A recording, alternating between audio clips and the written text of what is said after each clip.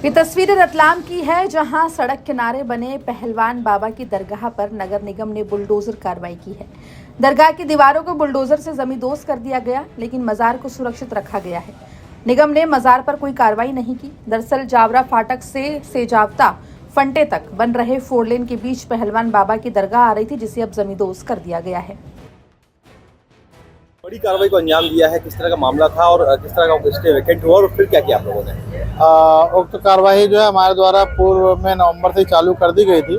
इस पे एक धार्मिक से जुड़े हुए संप्रदाय के लोगों का धार्मिक स्थान का सामने आ रहा था, उसके साथ में उसका एक स्ट्रक्चर का हिस्सा भी आ रहा था, जिसको हमने पूर्व में समाज की सहमति से हटाने की कार्रवाई की थी, परंतु कुछ समाजजनों के द्वारा जो उसमें कुछ किसी चीज़ को लेकर क्या संतुष्टि थी, जिसके लिए उनके द्वारा कोर्ट का रुख किया गया था।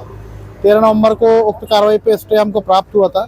शासन ने अपना पक्ष कोर्ट के समक्ष रखा और उसके बाद कल इसका स्टे वेकेंट हुआ है, जिसके बाद हम लोगों ने आज ये कार्रवाई पुनः चालू की। कंप्लीटली हटा दिया गया स्ट्रक्चर को या फिर कहीं और स्थान दिया गया है, क्या किया है? स्ट्रक्चर में जो उनका मूल स्थान था, जो धार्मिक दरगाह जो है बाबा की, उनके उसके साथ को सुरक्षित रखते हुए शेष जो स्ट्रक्चर हमारे निर्माण के लिए बाधा बन रहा था, उसको हटाया गया।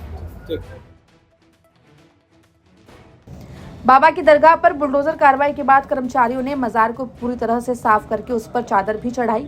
दरअसल बुलडोजर कार्रवाई से पहले 4 लेन को लेकर मुस्लिम समाज के प्रमुख लोगों की बैठक बुलाई गई थी। इस बैठक में एक हिस्सा तोड़े जाने पर सहमति हुई, जिसमें पुलिस समाज के वरिष्ठ जन भी मौजूद थे। बाद में कुछ लोगों ने अदालत का दरवाजा खटखटाया, जिसके बाद 13 नवंबर को रतलाम अदालत में प्रशासन की ओर से कोई पक्ष नहीं रखे जाने पर स्टे दे दिया गया। इसके बाद से ही 4 लेन निर्माण कार्य को लेकर सवाल खड़े हो रहे थे। जब जिला प्रशासन ने न्यायालय के समक्ष अपना पक्ष रखा तो 26 नवंबर को स्टे खारिज कर दिया गया। इसके बाद बुधवार को दरगाह हटाने की कार्रवाई हुई। इस दौरान मजार को सुरक्षित बचा लिया गया है। रतलाम से विजय मीणा की रिपोर्ट, MP तक।